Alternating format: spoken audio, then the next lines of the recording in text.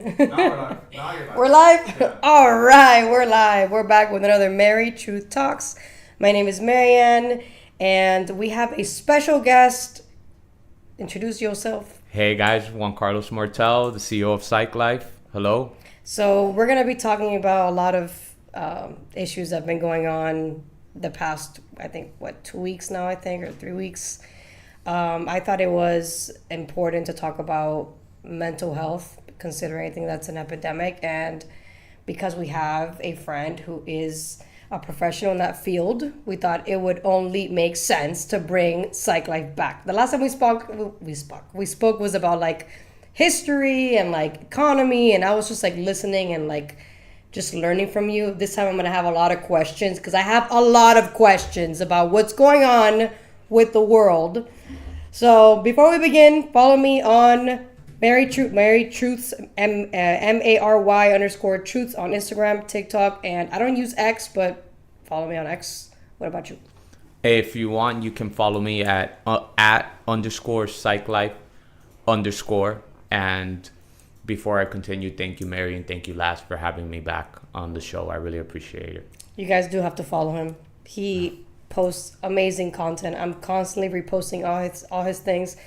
Because it's needed for me, for my mental health, physical health, wellness, everything, and it aligns perfectly with the MBE brand. So it's like it's supposed to. I don't know. We met somehow for a reason. I don't know if you believe in like fate or something, but the way we met was just so like, I don't know. It was organic. Yeah, like, and then we just happened to agree on the same things, even though we don't know each other. We happen to like the same things. So, I don't know if you guys believe in fates, but I do.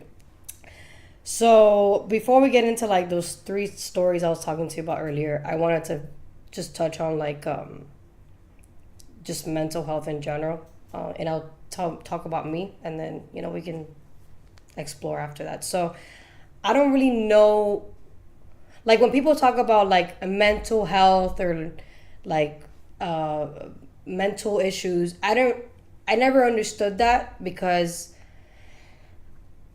I'm the type of person that like when something happens to me, like I just kind of like keep moving forward, like I don't have like a dwelling, or I don't feel distressed, or I don't let myself feel that way. Maybe because I don't want to feel weak, or maybe because I feel like maybe I don't know. But I guess to me it's like I just need to keep going. Everything happens for a reason. That's my mentality. Everything happens for a reason. Keep moving. So like I don't know, when I've been told by other people, oh, I feel depressed, I don't know what to tell them, because I've never felt that before. So I feel bad not knowing what to say, because it's like, what do I tell this person when I've never experienced that? I've experienced anxiety because I'm a very like, go person. So anxiety I do feel, but I've been able to control that with exercising. That's why I've been exercising my whole life. That's been like my therapy when it comes to anxiety. Weed obviously was another coping mechanism that didn't work at all. People think that weed is gonna help you. It doesn't. It makes things so much worse. It like suppresses the problem. You feel good for like maybe 30 minutes to an hour, and you're back to being anxious. So it doesn't work. And I've let go of weed too, because I realized like this is not working. Like if I want to smoke, it's just to smoke. It's not to suppress my anxiety. If I want to like release it, then I'll go for a walk, or I'll meditate, or I'll pray, whatever. But I've come to that conclusion because I'm that person. Like I'm like, I got this. I gotta keep moving forward. I can't give up. That's me. That's my character. But most people are not like me. So like when I'm put in situations where I'm seeing like my environment around me, people act the opposite, I'm here like, what's going on? Because I'm not like this. So why the hell are y'all like this? Like, what is in the air? What is in the food? Like, And I'm not going to say like I was raised by Christians. I wasn't. So it's not like a spiritual thing. I was not raised by Christians. My dad was atheist until like the other day. My mom is Catholic, but, she's not one of those like, you got to go to church every Sunday. So it's just me. But I'm like 1%, Most people need people to talk to. You know, they can't just like figure it out. You know, they can't just be like, yeah, I just need to move forward. You know, so how do you talk to people like that? I'm sorry, I'm gonna Yeah, answer yeah. that, but Lazar, you okay if we also do a cheer before we do? Cheers. Cheers. Cheers. Cheers to truth. But I appreciate you bringing that up, and that's been a very popular topic recently, where people are asking, "Oh, how come someone else feels like that and someone else doesn't?" I like to think that that's the wrong paradigm to view it in, only because, number one, people forget that if someone says is diagnosed with depression or anxiety, that's number one. It's just a way to describe a certain array of symptoms that they're experiencing. It's not a life sentence. So if someone says, I'm feeling depressed, they themselves may not understand that's just a way to describe symptoms, but they're identifying with depression as if that's their way of being. Right. That's number one. But number two, what you're basically saying is that you're very resilient, and that no matter what happens outside your skin, no matter what happens in this outside world, you know inside what you have to do. No matter how tired you are, no matter what the circumstances out here may be dictating, or maybe things are not going your way. But what you're saying is, deep inside, you know what your purpose is. You know what your intention is.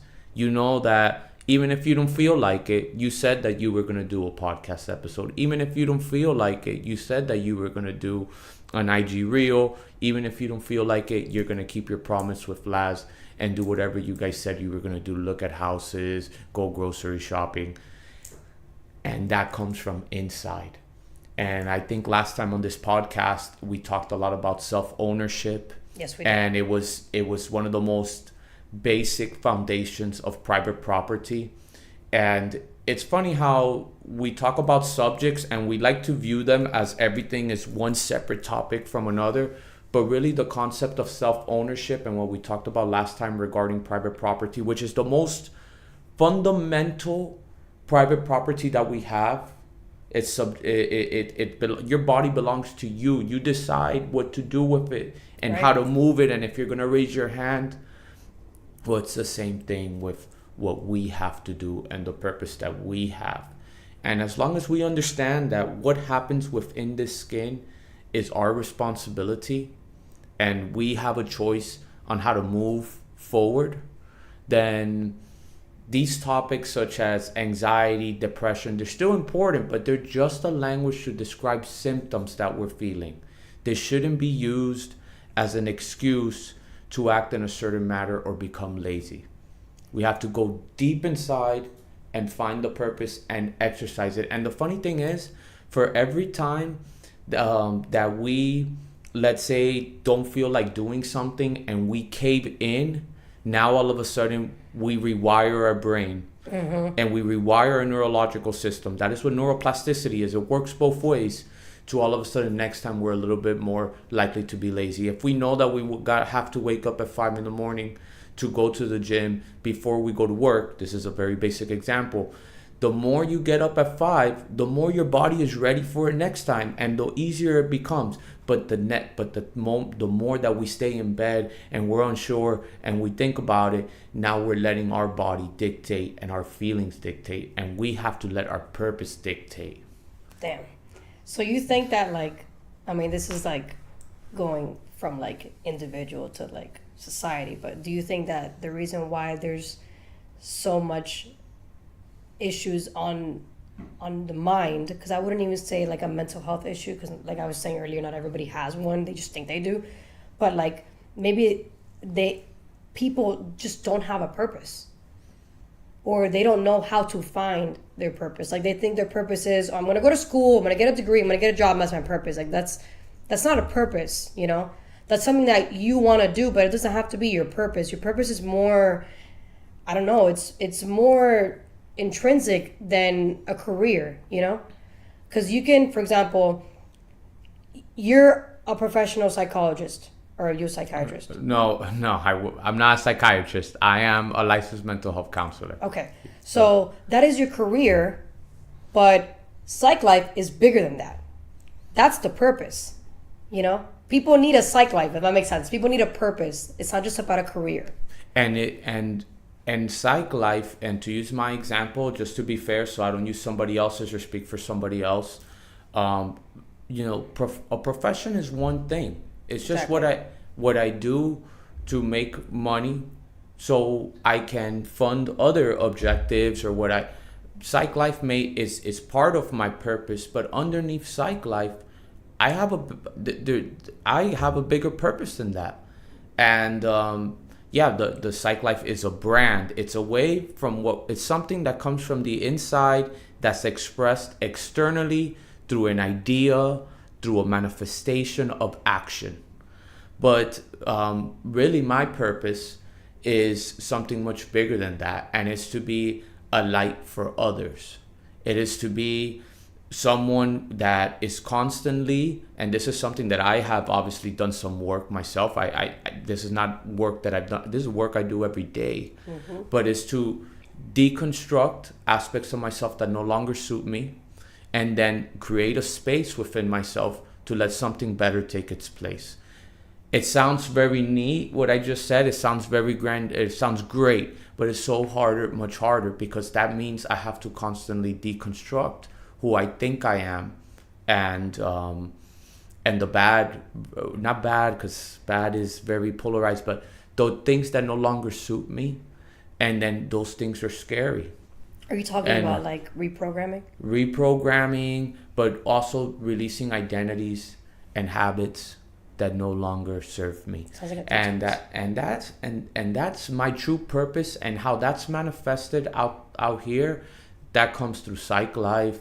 That comes through my actions, my reading, how I treat people, my attitude, and some people find that through God. You know what I'm talking about, and I am a spiritual person. I'm wearing my Rudraksha and my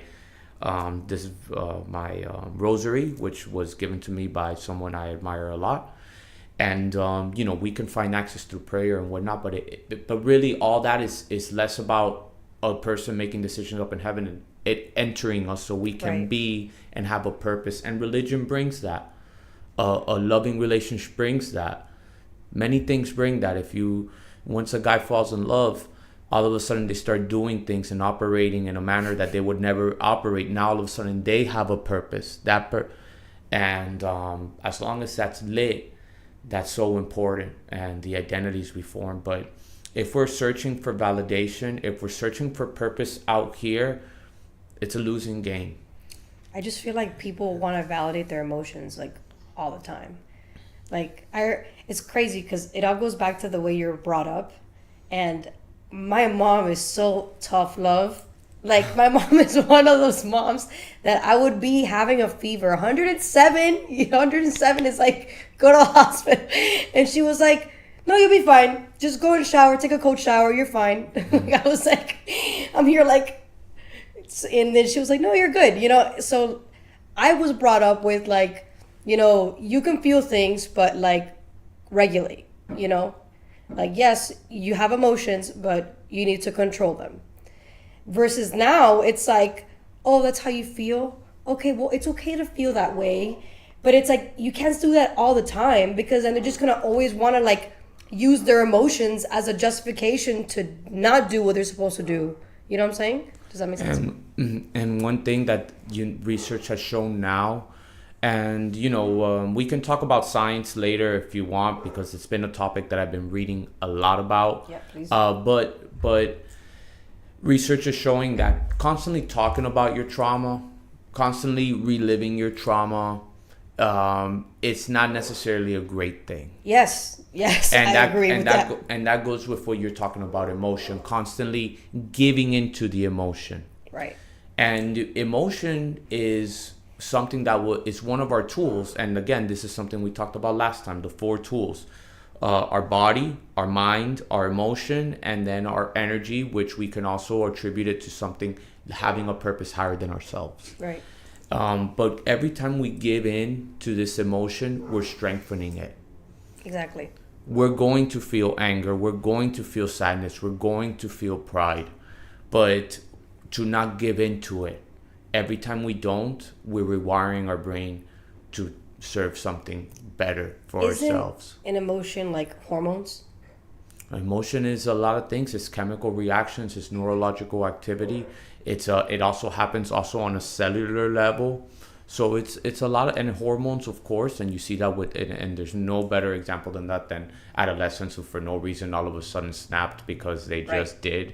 And it's, what's wrong with Johnny? And it's like, okay, did we all forget that Johnny is going through a puberty right now? And he's bigger than all the other kids, and he just doesn't even know what's going on himself. So like, so emotion is like what? Like a reaction that we have? Energy, emotion. Yeah.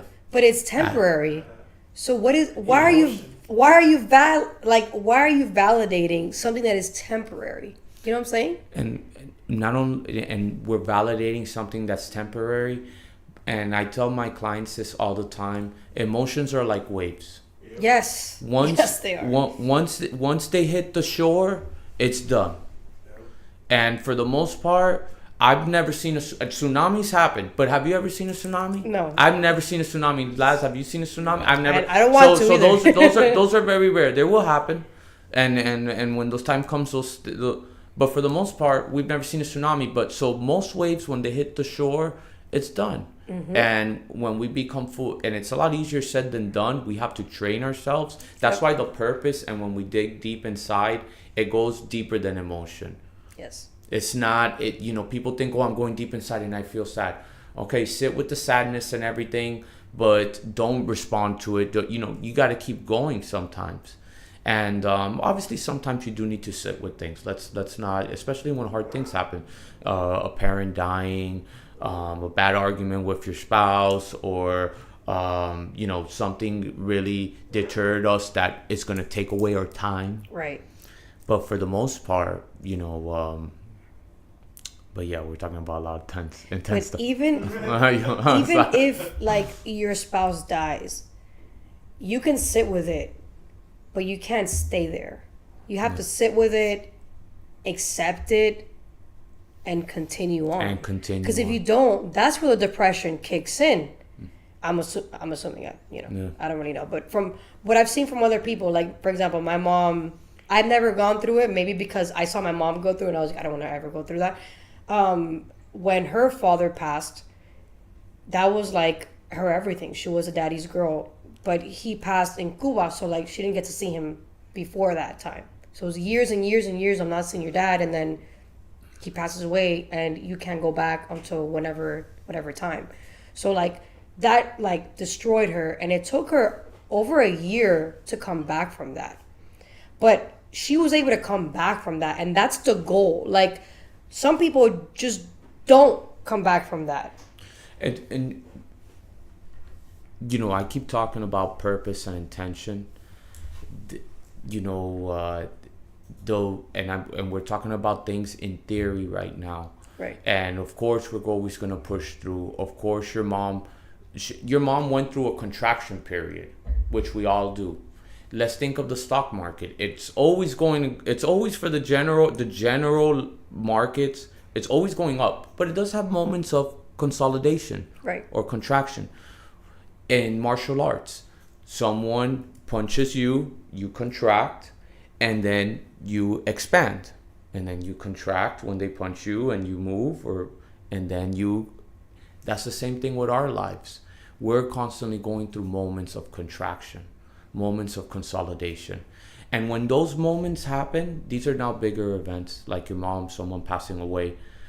Those moments happen, we do need to sit with it. It's not healthy for just to, if someone has to go to work because they have to pay their bills, they have to go to work because they have to pay the bills. Right. But when these moments happen, it's good to sit with it. It's good to process it. It's good, for example, to remember the good times. What did you learn? How would they want you to live now? Mm-hmm. What would they say now to you when you're going through this moment? Would they want you to sit like this? What do you remember that's important? But then once you're done with that contraction period, it's time to expand again and leapfrog. Right. And these expansion periods, When they happen, it's also not just all butterflies and rainbows. There's some days we're not going to want to get up. There's some days that we're going to want to be lazy.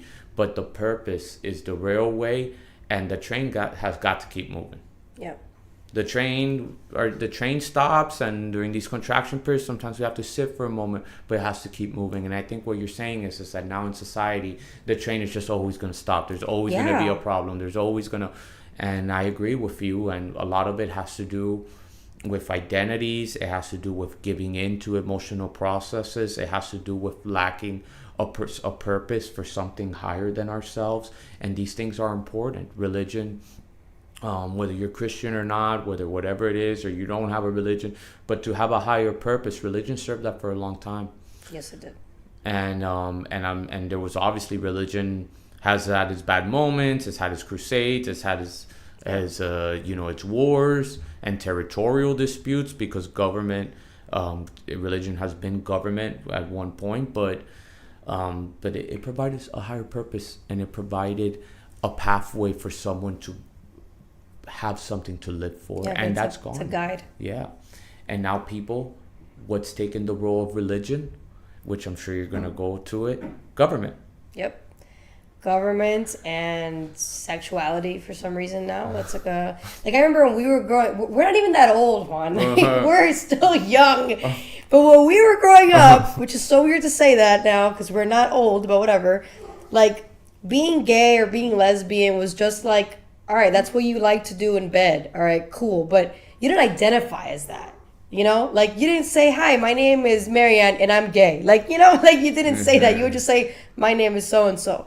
But now it's like, that is what you identify with, is your sexuality or your party or, like, whatever community, you subscribe to.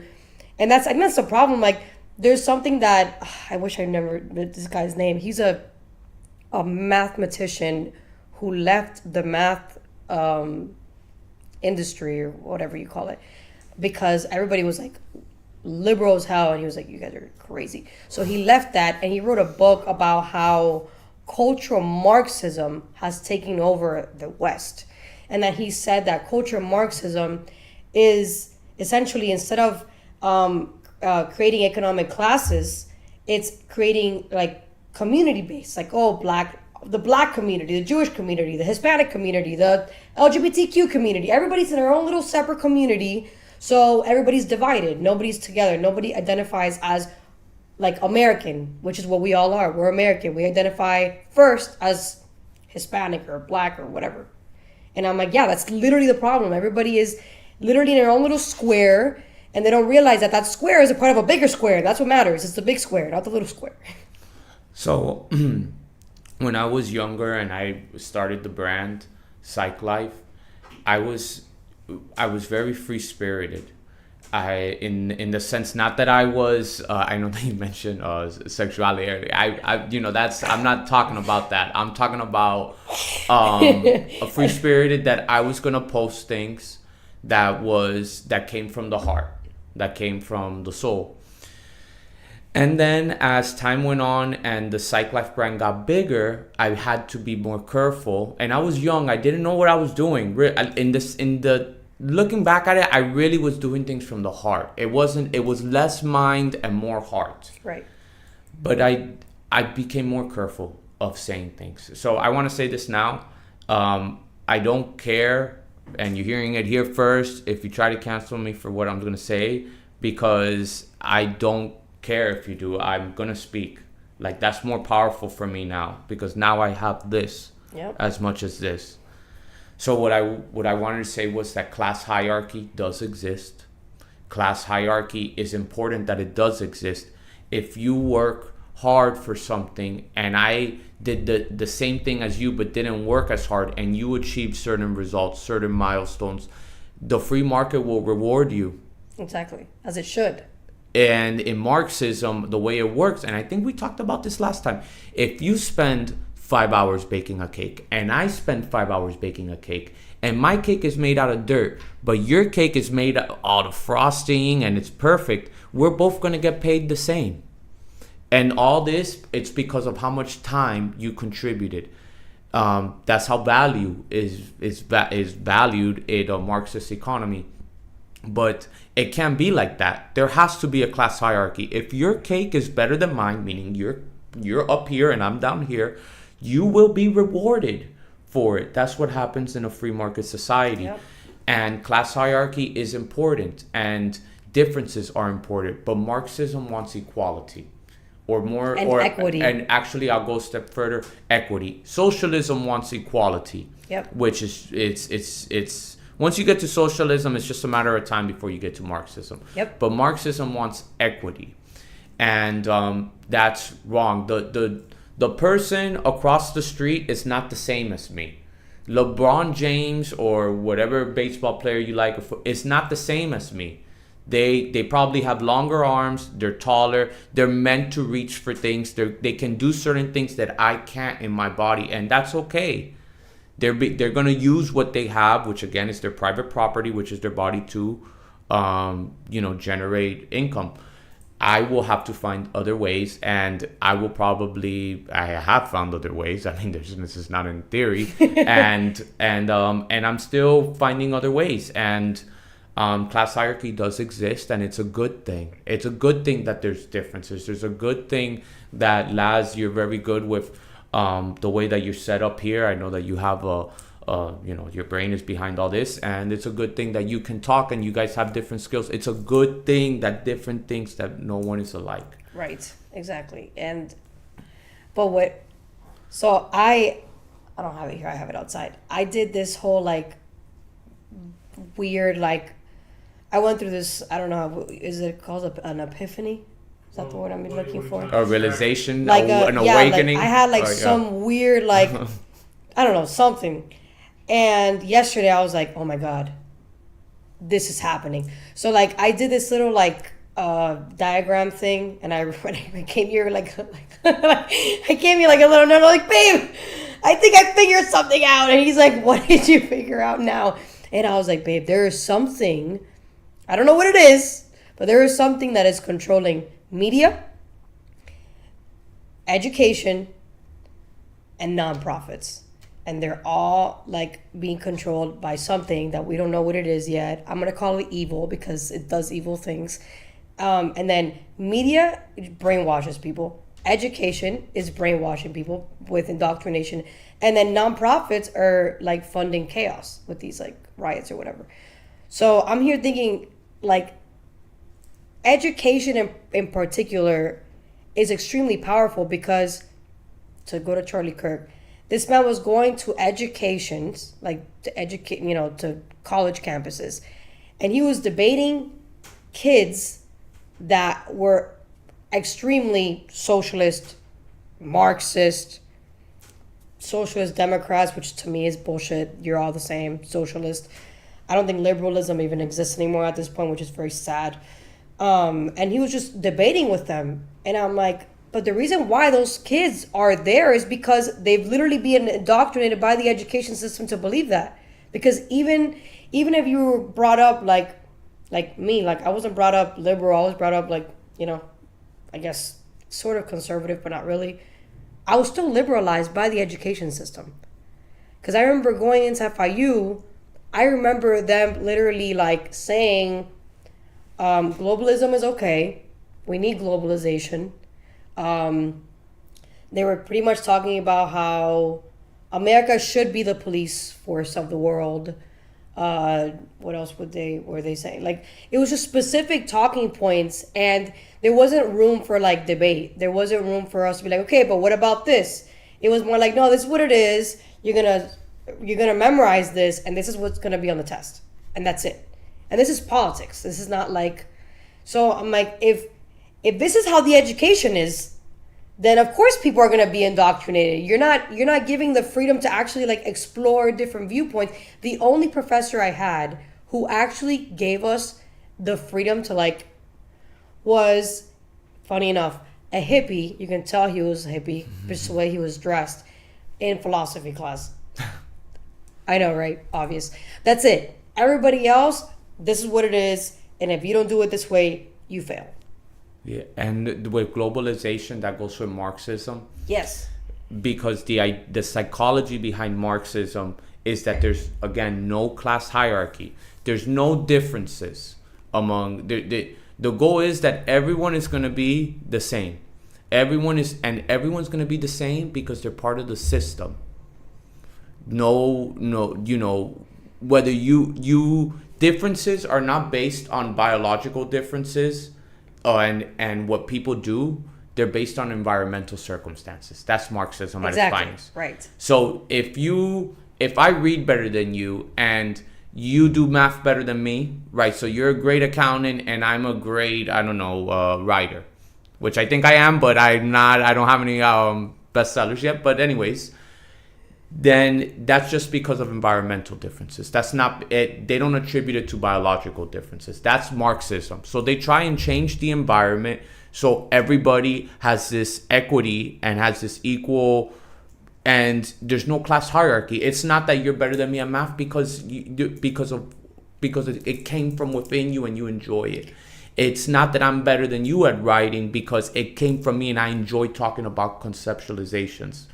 It's because of environmental circumstances that they can never prove, and so they change the environment to fit. And what happens is that's like a poison that infiltrates society and infiltrates exchange. And if it infiltrates exchange, which is what I was talking to Laz earlier, he has 10 apples and I give him money, and it's just an exchange without some sort of entity intervening, which is a poisonous entity because they have no business in what me and Laz is doing.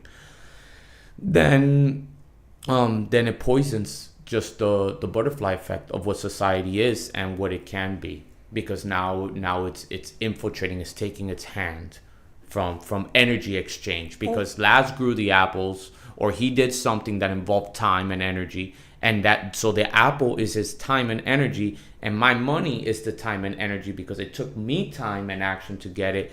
And then you have Marxism coming in, or government. In this case, it's government that's not coming in and taking it. Marxism tries to change the environment so everybody is equal and doesn't attribute biological differences. What's crazy though is that it's at the same time, it's also saying that a man can be a woman and a woman can be a man. So like, it's going even into biology. It's telling biology doesn't exist. Yeah, biology doesn't exist. Class hierarchy doesn't exist. You say that you're this is what you are. This is what you are. Yeah.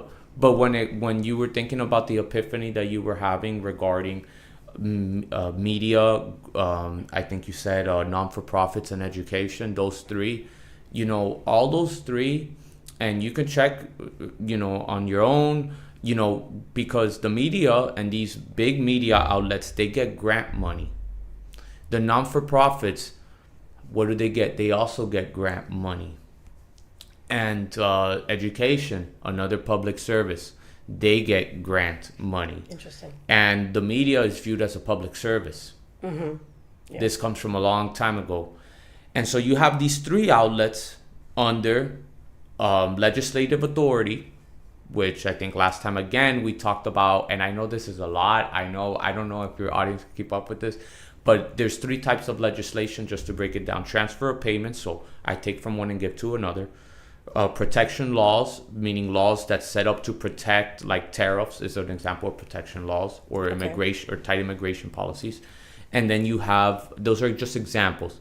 And then you have public services. And those three that you mentioned go under public services. So they come from taxpayer money. So again, taking from the haves, which is what I said last time, people that have private property, people that have money and they spent it through, and so they have to pay sales tax, or people, that produce.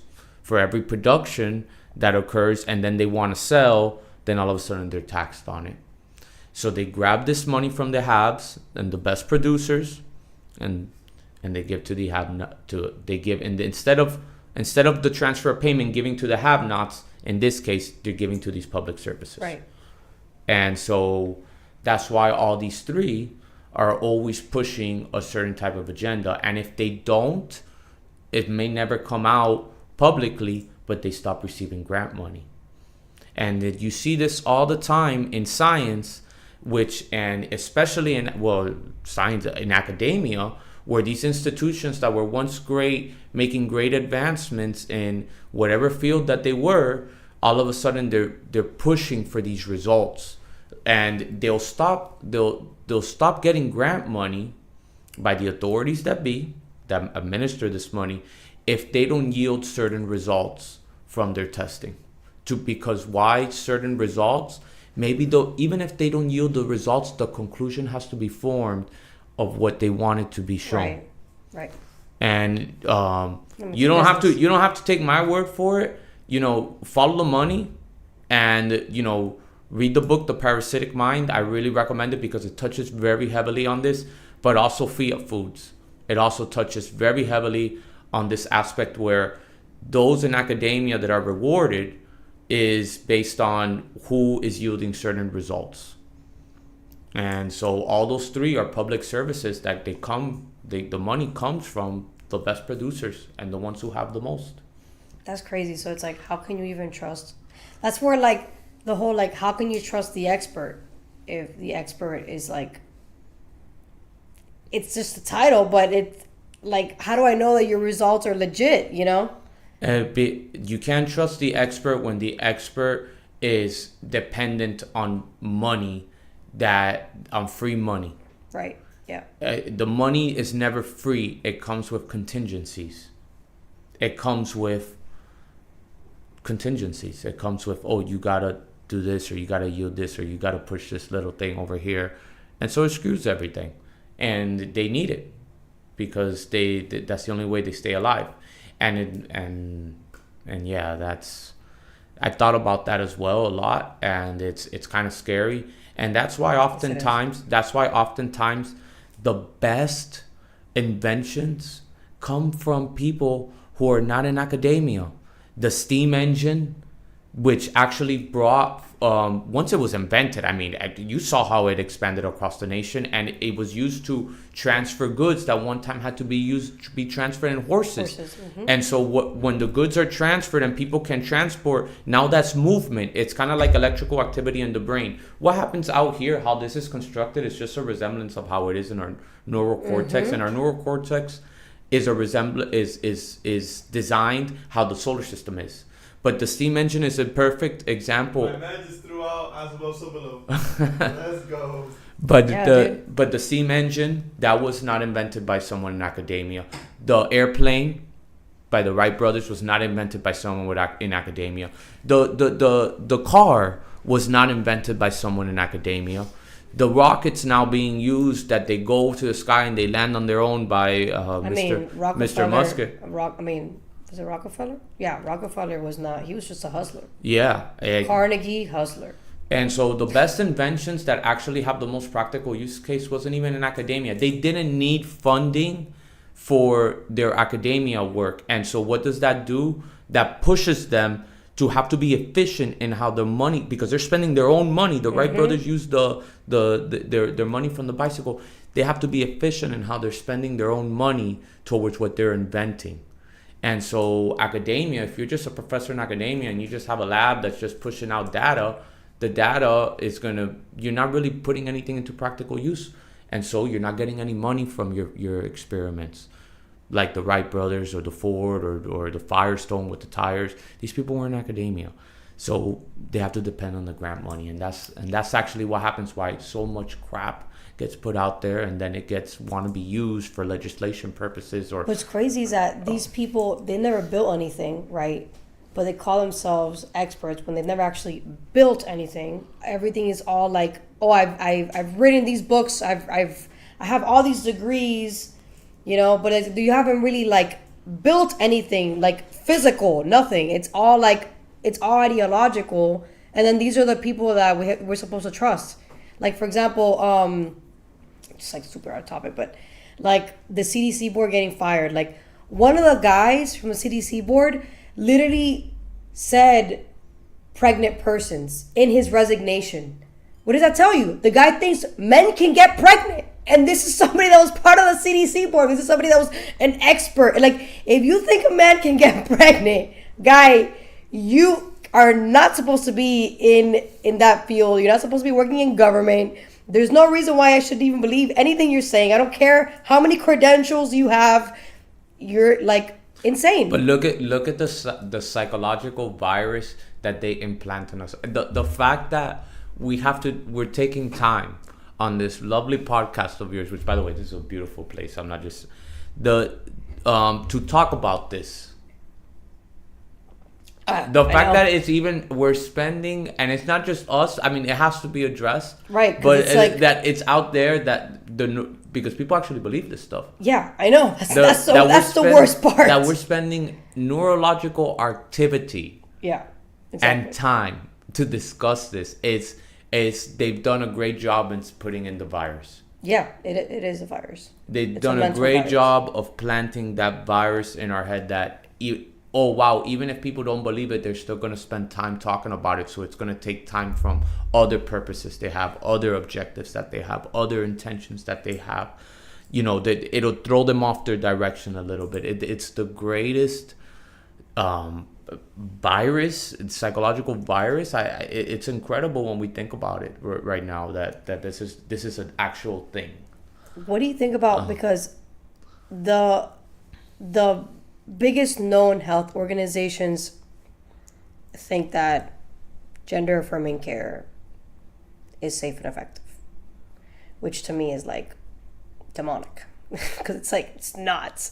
You're giving hormones to kids, and those same hormones are given to pedophiles to castrate them. So I'm trying to figure out how is it safe and effective.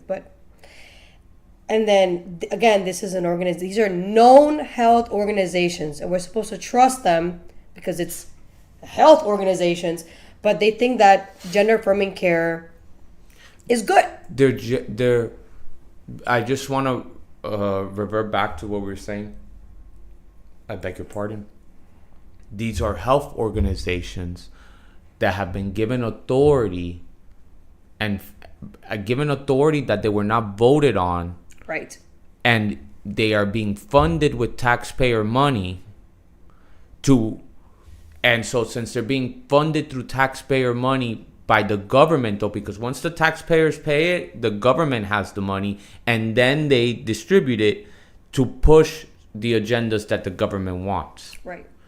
And right now we have two sets of government. We have really one government, but we have two really big factions in the United States. The social democratic socialism, which I think we talked about, where they like the transfer of payments a lot, which is basically Democrats, which is, we're going to take from those that have because they don't deserve it. Yep. For whatever reason, the best producers, they're not paying enough, and we're going to give to the ones that don't have. Yeah, they call that tax to rich. Yeah, that's what they call that. Yeah. The transfer of payments, because it's being transferred from the haves to the have-nots. Mm-hmm. And then also now under Trump, it's basically a conservative socialism. Yes, on one end, he has removed regulation regarding transfer of payments and shut down the border, which it's indifference whether I agree with it or not, but it's fair. And then it's fair. Yeah, it's fair, right? But then he, on the other end, he's created more policies regarding again entering the system of voluntary exchange. And no matter whether you think that's good for the government or not, it's not good for freedom of transaction, in my opinion. And I'm a libertarian, so that's probably why, because to me a voluntary exchange is super important. So you have these two factions, but they're both socialist in nature, and they both kind of, if it was a Venn diagram, they both have a lot in the middle that they share in common. There's just one is more transfer of payments and the other one is more protection laws. But in the end, they're both about public services, just in a different way. Well, one wants to fund ICE, the other one wants to fund more education. One wants to fund more military, the other one wants to fund more, I don't know, not-for-profits. But it's the same thing. It's the same thing, just in a different way. But in the end, both of them over time make the government stronger. And with making the government stronger, they get to fund these health organizations, which then the public trusts them to provide them information. And the information is skewed to begin with, because it's not coming from free market players like we were talking about with practicality. It's coming from a place where there's an agenda being pushed. And we saw that with Fauci and in this authority of the CDC. He was in bed with the pharmaceutical companies this whole time. I mean, so is like And a it was bunch just of a big- senators and congressmen. And it was just a big money grab and a big this while everybody's arguing whether, whether we should be wearing double masks yeah. or one mask. Yeah. So I want to touch really quick on. I will see my mom for Thanksgiving. I don't care if another thing comes. I will see her. Try to stop me. I dare you. Bro, I don't think we'll react. You guys the are same awesome. way. You guys are awesome. I don't think we're gonna react the same way as last time with COVID. I think we're gonna be like, ha ha, we're gonna do whatever the hell we want. So I want to really transition to the whole trans stuff, because that ties into the whole what is this called again? I already forgot the care. What is it called? I already forgot. Gender affirming care. I already forgot the name. I had brain fart. So the person was a dude who thought they were a female. Parents accepted the delusion right before he turned 18. Pumped with probably a bunch of drugs, which I also believe has something to do with it. And then he wrote on the gun, "Where is your God?" and decided to go to a school that he had gone to go shoot up kids while they were praying. So, like, I'm not saying that all trans are like this, because that's just wrong. But I am going to say that there is some type of, like, something. I mean, Christians will say it's demonic possession. I'm not going to call it that. I'm just going to say there's something evil when people go through that, like, transition, because, like, how many drugs are you pumping? Like, how are these doctors able to give these people those amount of drugs without, like, realizing that you're giving them, like, a cocktail of chemicals, and you don't know how their brain's going to react to it, and then at the same time, they did what they did. I think the guy got killed right afterwards. So it's like, but it's not going to bring those kids back. It's not going to bring people back. And it's like, when is the health organizations going to realize that this is not working? Like, so I'm going to say a story for your audience, if it's okay. And it's part of this is from my clinical practice. There was a client I was seeing who was struggling with major gender identity issues. Major. She was a female, but was dressing like a guy, wanted to change the name to Benny, insisted that they hated themselves, would cry in my office on how they hated themselves. They wished they were more manly. They were too feminine. wow. And their style was they would try to be a guy. And they insisted that they wanted these pills, that this medication that was going to make them more manly. That was going to mess with their hormones, like you say. Well, I told the parents, and I told her, please, you don't say anything that I'm telling you this, but she's way too young for this. God She's bless you. she's 14 now. Wow. And she's way too young for this. You don't know that you never know if she just right now she's and at the time it was during when things were, I felt like in 2021 it became really the LGBTQ movement was at its peak. I feel like right now it's fallen off a lot because come on, I mean it's yeah. But it was at its peak, and we worked through it. A lot of times there was a trauma history there. I tried focusing a lot on the trauma history and how to move forward from it, but the person would always bring it back to the gender identity issues. Again, notice gender identity. Mm-hmm. And I'm going to share more about that later. Well, I told the parents that. Thank God they listened. The dad was very common sense oriented. He was very Hispanic, but he was common sense. He was very involved. He was a good dad. I don't know, it's one thing to be a clinician. I don't know how I would handle that as a dad. I don't know how. But, I called them once about 5 months later, because they were in clinical practice with me for about 9 months. And I told the dad that after a while, I didn't think that there was much else for me to do. I mean, My goal was not to convince them otherwise, but I didn't. Personally, they were too young, and I didn't support. I just personally didn't support the gender identity change, and I wanted to focus on trauma because I felt like that was more my role with it. Right. What do you know?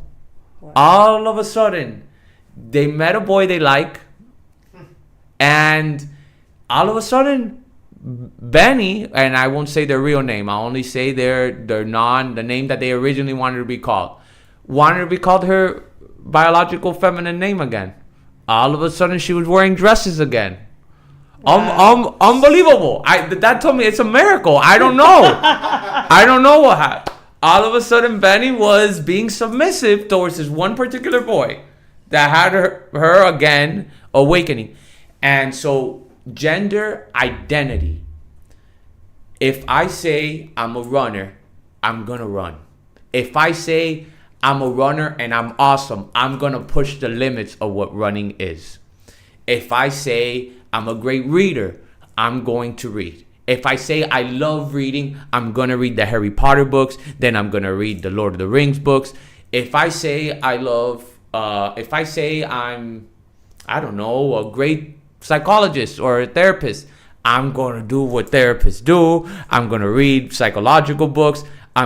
So the identities that we give ourselves say so much. Mm-hmm. If I say I'm depressed, then I'm going to be depressed all the time. And I'm going to say I struggle with depression. This is my and it's a crutch. Mm-hmm. So the identities we choose are so strong. And with this LGBTQ movement, I feel a lot of people have grabbed onto this identity. For a while, I felt like between 2017 to 2021, which feels like just yesterday, everybody was now a pansexual.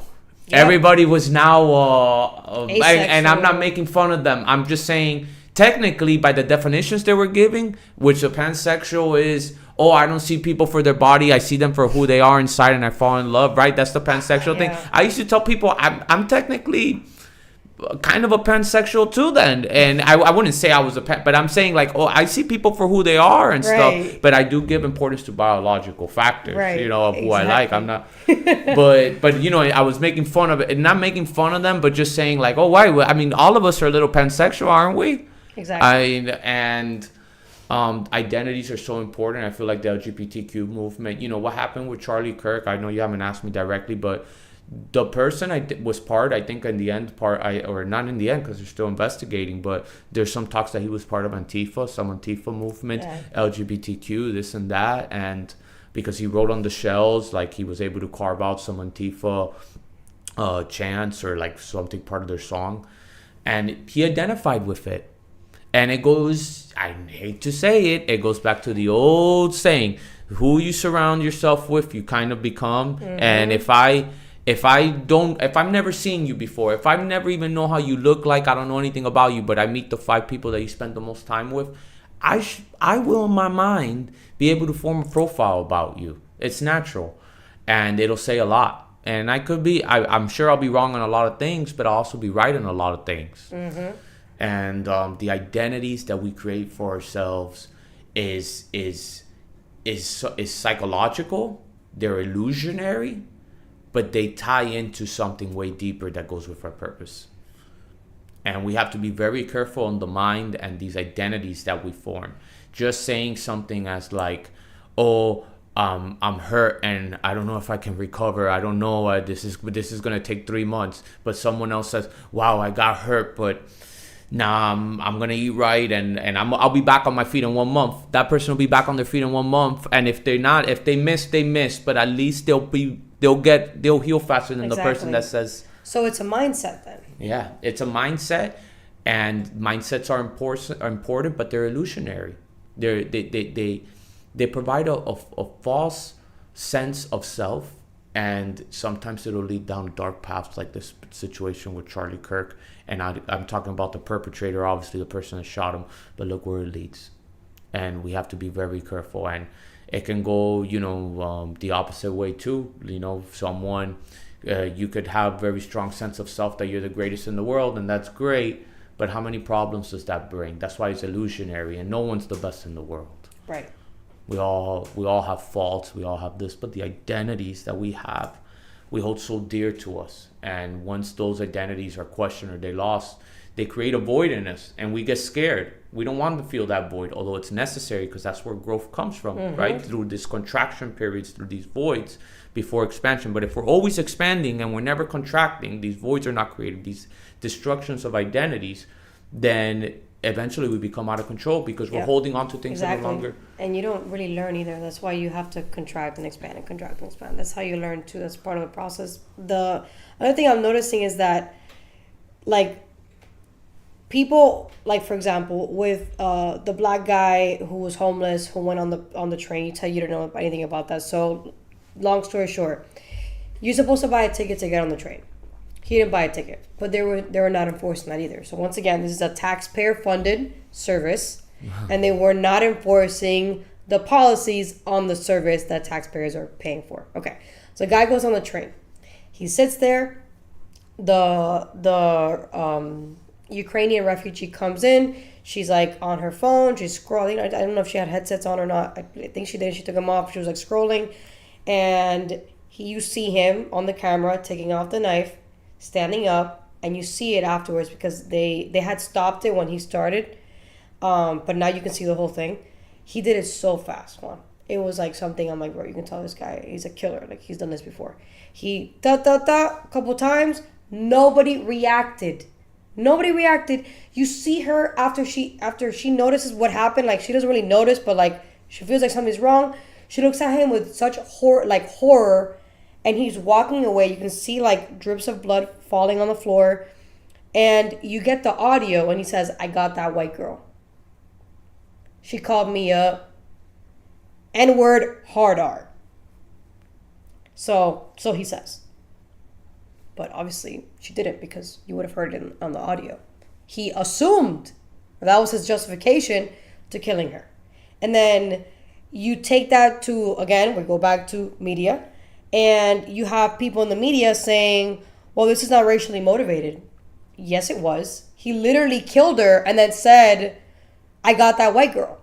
It is racially motivated. How much you want to bet? You flip it and it's a black boy, let's say, getting stabbed by a white boy. We would have a George Floyd all over again. So it's like, when are we going to come to this like conclusion that for some odd reason, when a black person commits a crime, there has to be a justification for it. But when a white person does it, oh my God, he's a white supremacist. That is why conservatism is the devil and whatever the hell, whatever excuse you want to create. But it's like, no, how about you just come up with the real conclusion? He happens to be a black guy who killed this person for being white. That's what actually happened. And the media always wants to spin it. And then they go and they say, oh, but this was a mentally hurt person. And we don't really know how he was hurting. Who cares? He stabbed somebody in the neck for no reason. Who cares if he was hurt? She's dead now. Who cares? So, like, a part of me is like, we need to also stop even allowing and condoning people to say, oh, but that person is mentally ill. No. That person's a killer. Call it what it is. They're not mentally ill. They're a killer. Because you can be mentally ill and not want to kill anybody. You're just trying to figure your shit out. You mentioned something earlier that it kind of ties back to this. Although, if we have a society and that's free of government, and I know it's an example, but a society free of government, and people are going to gravitate to people and that are kind of like them. Yes. People are the Irish will try to be around other Irish that share their same culture. The Hispanics will gravitate to other Hispanic communities where they're also talking a little bit of Spanish. The Cubans might gravitate even more specifically within the Hispanics, those Cubans with the Cubans, the Mexicans with the Mexicans, and et cetera, et cetera. And, the blacks with the blacks, the white with white. Of course, there'll be multicultural, some aspects because there'll be different things that bring them together. Maybe they all in that region really value farming. So now you have some people, different cultures that value farming. But for the most part, people will actually separate to cultures that they identify with, right, that they feel. And I just want to say that because, you know, this whole thing where like try to fit everybody by force, it's not working. You know, things have to naturally come. But the part about using mental illness as an excuse kind of goes back with the identity. Yes. And I'm not saying that's the sole way to view this one. Yeah, That's just, not the only lens. perspective. There's a bunch of lenses to view it. But one thing is, if someone believes that or has been diagnosed with various things in and out of a mental institute, and they've identified, I've got issues and I'm crazy, they're going to act with issues and they're crazy. Now, of course, there's some legitimacy to the diagnosis, but the diagnosis, again, it's not supposed to be a life sentence. We've all struggled through depression. All depression is an array of symptoms that you have for at least 2 weeks. Haven't we all at some point been sad because a breakup happened, someone passed away that means a lot to us, like you said, your mom? We've all gone through those periods, but they're not supposed to be a life sentence. This person who, you know, the mom, I think, came out and said they struggle with a mental illness. Yeah, they struggled with a mental illness, but, you know, that's not an excuse to commit a murder. That's not an excuse to kill someone. Exactly. And, you know, I know we kind of went over the Charlie Kirk. I'm sure we'll come back to it. But it kind of goes with the killer, too. I mean, these identities that we form, they create who we become. And these are, you know, these identities, they would naturally exist. We're always judging. We're always analyzing. Oh, this person is this because they did this. It's a lazy way of our mind to make judgment of someone else, but also a lazy way of our mind to justify what we do. Right. Ourselves, you know, with but our there's nothing own. wrong with identifying yourself if it's for a better purpose, for like a positive purpose on like growth. Like, for example, I identify as a positive person. No matter what happens, I'm always going to see the positive side. I identify as a confident person. So like you can identify as things, as characteristics to build your persona that is going to evolve over time and make you a better person, because that's what this is all about, because you don't really know who you are. You figure that out over time, versus you identifying as like something that is detrimental to you and to everybody around you. Yeah. You know what I'm saying? And even identities that we form that are positive. And sorry, I'm going back to the psychological and stuff. That's your job. Yeah. But even identities that we identify that we deem positive today, and I know you use the word positive and you generalize it a lot, and good job, by the way, but these to go more specific, they may suit us today, but they may not suit us tomorrow. Right. Exactly. Yeah. But with this killer, you know, the mom coming on and saying, oh, he struggled with a mental illness.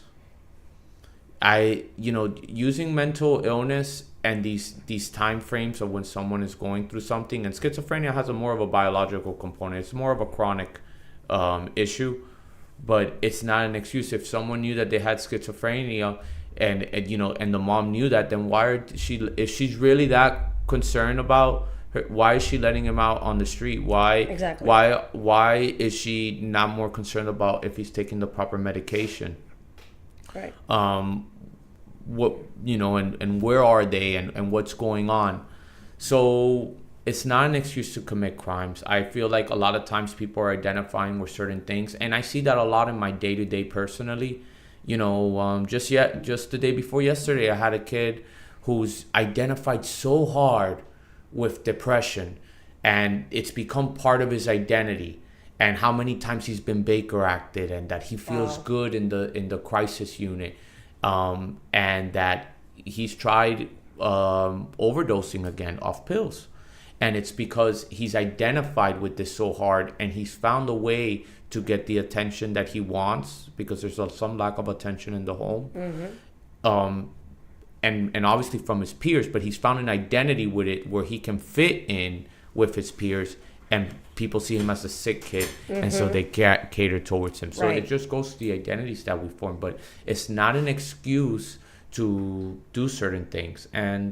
But that's how strong identities are. They give us an excuse. They're illusionary, and they give us this sort of sense that we're entitled to do these things. And I did this because this is how I feel. This is what I am now, and because I feel this way, I did that. and there has It's to like, there has no. to be a level of resiliency. Like there has to be accountability, like, and not just like obviously that person is gonna get the death penalty, okay, but like how can we avoid that from happening again is really the goal. Like people need to realize that it doesn't matter what you're feeling. Like there's no justification to you killing somebody and taking somebody's life away. We're talking about identities, but also these issues are caused by government. And Yeah, no, for sure. because the government has, let's say, CNN, MSNBC, Fox, these networks, they're funded a lot of times through taxpayer money, through grants. I go like this because quote unquote, and they create like division, and they're more about pushing a certain agenda of one side, which we talked about: social democratic style socialism, conservative style socialism, and they create this division, and it enters people's minds. And but with the Charlie Kirk, I don't know if I was a little bit surprised, but in a happy way, of the response that people had for him. This wasn't I watched Turning Point USA before. It's my job to in my profession to look at things in an unbiased manner and just analyze and use whatever I've ever consumed in my whole life regarding psychology and look at it in an unbiased way. And it did catch me by surprise how the reaction by Charlie Kirk, especially the youth. I was actually at the gym and I heard they must have been 16, 17. But they were like, do it for Charlie yesterday. Wow. And right, lads, and I was thinking to myself, Wow, forgive me. yeah. And I was thinking to myself, wow, like this, one, the power of social media today, which is Yes. cutting through all these centralized channels that have been in power for so long, these monopolies, Yes. really. And then they're cutting through it, and Charlie reached so many youth because he provided a sense of a higher purpose. Yes. And so it's okay to identify with Christianity. He kind of made it like it's okay. And instead of before 2000, before Trump, and really during Trump's presidency, the first one, and you could tell me if I'm wrong because I'm going through what I felt I lived, which obviously is skewed by my perception, but I felt like it was still a taboo to hold your Christianity and your faith. Oh yeah. Sure. People were substituting higher purpose from Christianity with government. I mean, this has been, but this isn't about Trump. This has been going on for decades. Yeah. Now, and you could see it in the amount of how many people, look at a chart, attending church has gone down a lot. The amount of people that contribute towards church, that believe in God or something higher than themselves, has actually dwindled down. I hope that this, what happened to Charlie Kirk, changes that. And what happened with Charlie Kirk is he reached kids and he provided them a sense of purpose, and he made it okay to follow something bigger than the government, and it's okay to question. And he actually thought for himself. Watching a lot of his clips, he questioned Israel. He questioned what happens over there in Gaza. He questioned Marxism. He did it in a free speech platform where even the people that he disliked, he allowed them to speak. Especially those that they didn't agree. Because people are allowed to speak. You get to come forward. And so he really touched a lot of people, and I was a little bit surprised by how many people he touched. I knew about Charlie Kirk. I've listened to stuff from Turning Point USA when he used to talk on the campus and stuff, its clips. I wasn't a huge fanatic or nothing, but I knew who. But to see that so many people, he actually had a bigger effect than I thought. And it goes to show how you can bypass now these centralized networks. This is what we're doing, isn't it? Yeah, exactly. I didn't call Fox News, CNN, or ABC to, we just talked and we met and I'm here. Right. And after years, and it's just, so we're bypassing this. And I think that there's a new awakening happening, and the awakening is part of the it's a natural process that's happening.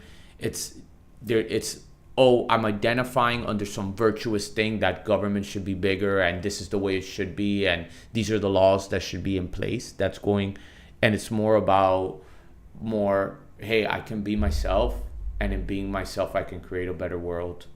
Yeah. And I don't have to use government to force other people to be a better person. Yes. I can just be a better person and do this, what you guys are doing, and just reach more people and share the message. And I think that what happened with Charlie Kirk, maybe I'm very hopeful, it's just going to expedite that. Yeah, because people are already seeing him as a martyr.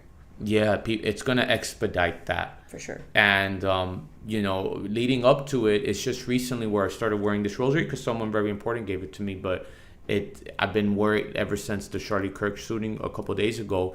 I'm wearing it like there's even remembering, like, man, there's a higher purpose. It's okay. I don't have to hide it. I mean, I know it's under my shirt, and I'm not going to pretend I'm some full-blown Christian or Catholic or anything like that. I'm not. But it's okay to wear it. Exactly. If it means something to me. There was a video that he was asked on a podcast, if you were to die, what do you want people to remember you for? And he said, my faith. And I was like, yeah, that's circulating everywhere now. And young men, and as a male, I'm going to speak, I can't speak about women like that maybe you could share, but young men, they lack an identity of a purpose. Yeah, I'm strong and I like to go to the gym. Yeah, I'm a basketball player. Yeah, this is what I like. But what's your real purpose? Like, is it to build a family and create a better future? Is it to build something that is useful for others? All products that make a difference, all products that make a difference is because it has utility for other people. Anything that exists. This cup, whoever made it, it has utility for other people, and people buy it, and that's why it's here, sitting here. But with Charlie Kirk, it was more of he didn't create anything of product, unless you want to count his social media presence, but he planted seeds. Yeah. And he planted seeds, and that's why he got shot, because he was planting a lot of seeds. And they were growing. And fast. And the men were lacking purpose, and they found it through Charlie a lot of times. Through people like Charlie, because he was a young person. Because when you are speaking truth to power, and you're reaching the future, which is the younger generations, that's a threat to whatever doesn't want you to do that. Like, I'm not in the camp where I believe the person who just shot because he didn't like Charlie Kirk. I'm not there. I'm going deeper than that. I'm in the camp of who made the order for that person to shoot Charlie Kirk?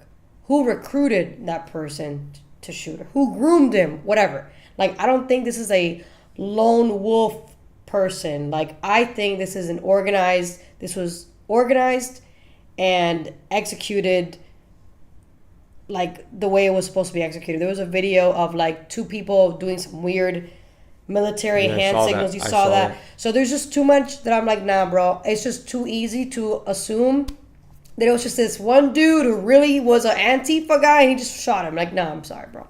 Nobody could just shoot 200 yards. I'm not a gun person. Like, we own one, but I'm not here like shooting guns on weekends. Like, I don't do that for fun. I probably should start now. For sure, I'm serious. Probably should start because I've gotten hate threats before from previous posts. So now I really have to learn how to defend myself. But like 200 yards is a long shot. But even if someone did hire him, which I'm sure, of course, I don't. He wasn't alone. At the end of the day, the person made a decision. Yeah. Right. And the person made a decision because they believed in the cause. Exactly. They believed in the cause. I'm here because I believe in the cause of what we're doing right now. And that matters. So that person believed in a cause, and the cause was whatever he identified with, and part of that was the Antifa movement, and Marxism, and has really infiltrated the minds of and it's always under the pretense of public good. Yes. It's always under Yes. Everything is always under the pretense of public good. Yes. Where differences are because of environmental reasons and not biological reasons that come from inside a person.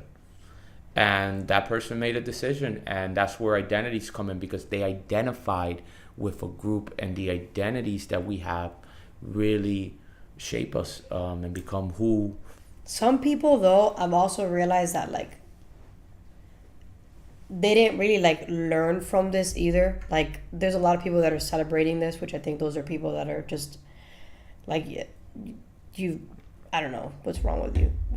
I'm going to call it evil. Evil has corrupted your mind for you to celebrate somebody's death, and his family was there. So, like, his wife saw him.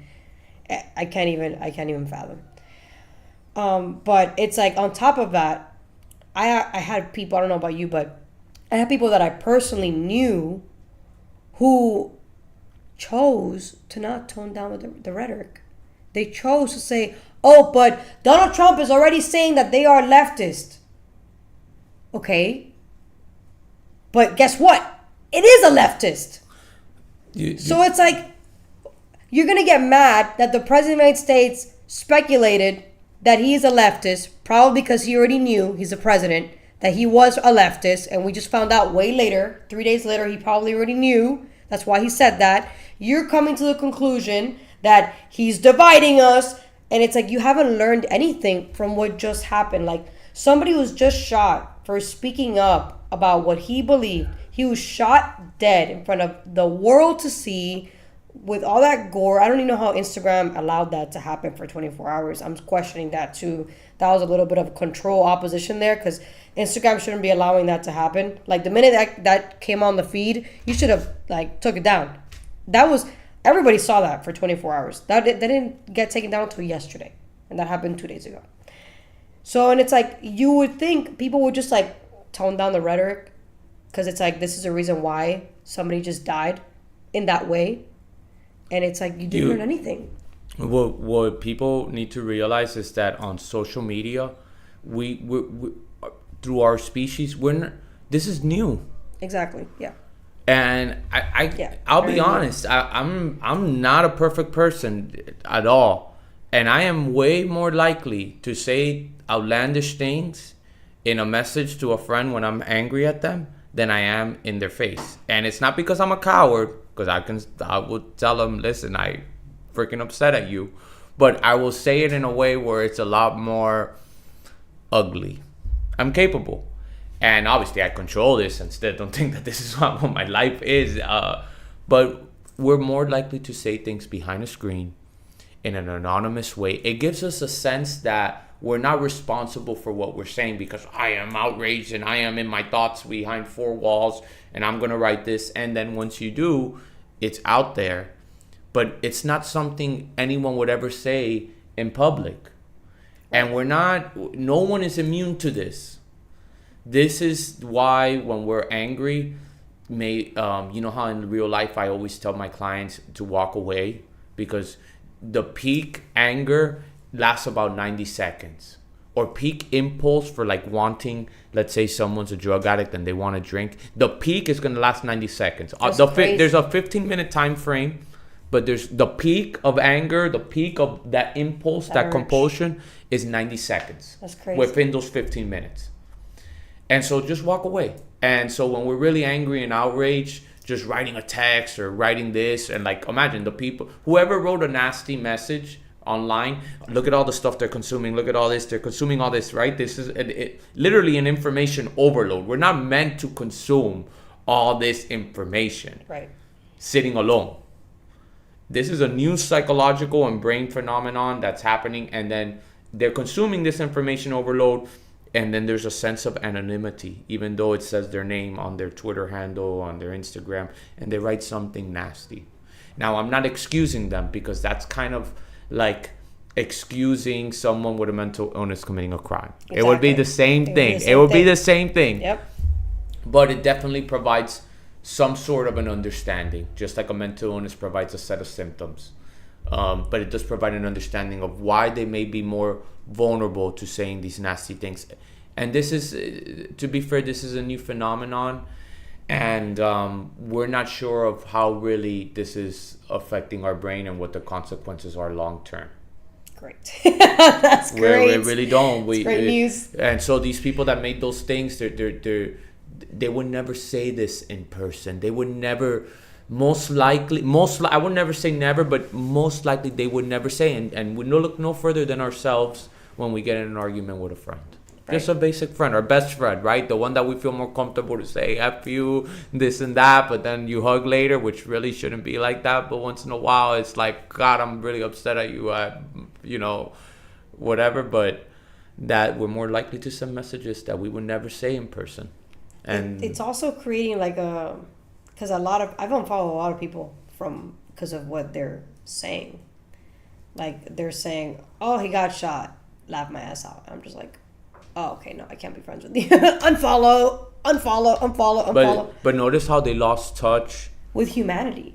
And so these, when we're behind four walls, and there's no exposure to the outside, to the sun coming up, to the moon, all really the moon is coming out every night. It's just the Earth rotating on its axis, and it did a full rotation. That's all the moon coming out is.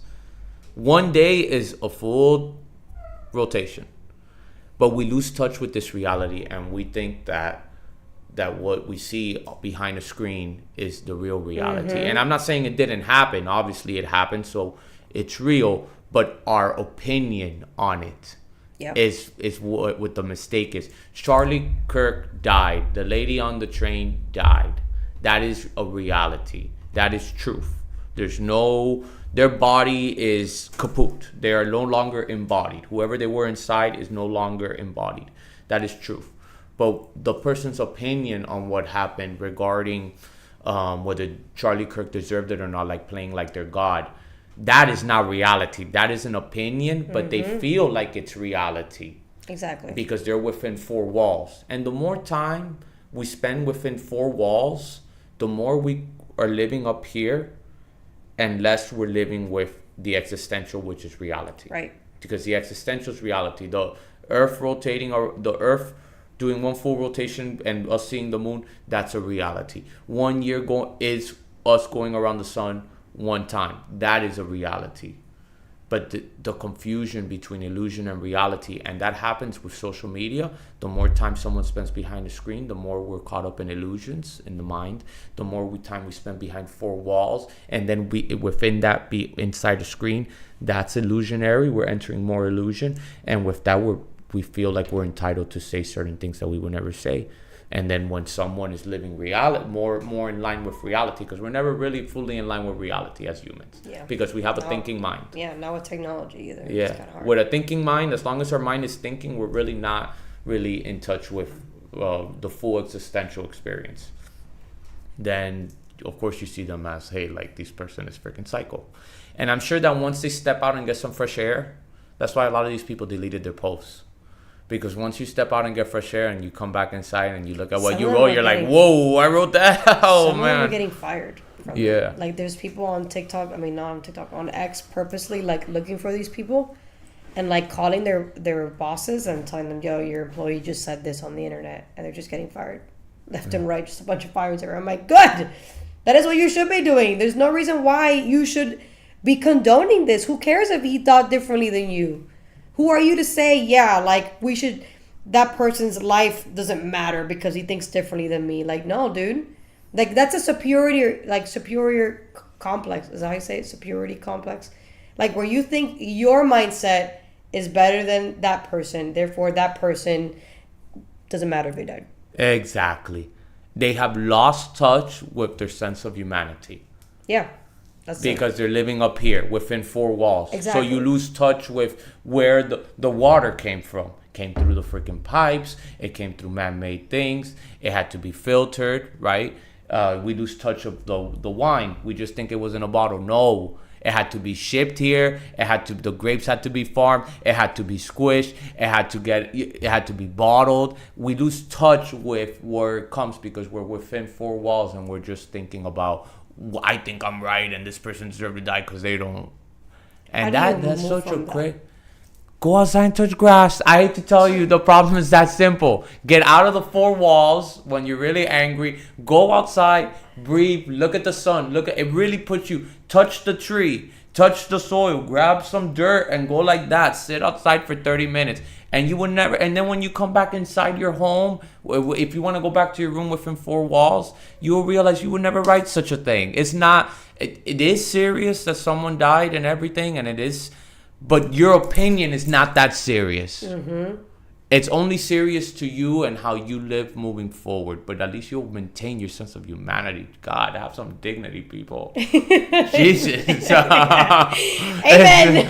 That's simple. Put down the phone for a little bit. Go outside. God. Yeah, it's true. And think about it. The tree is giving you the oxygen you need. You're giving it. Like, think of the cycles of life and your opinion on who should die. You're not God.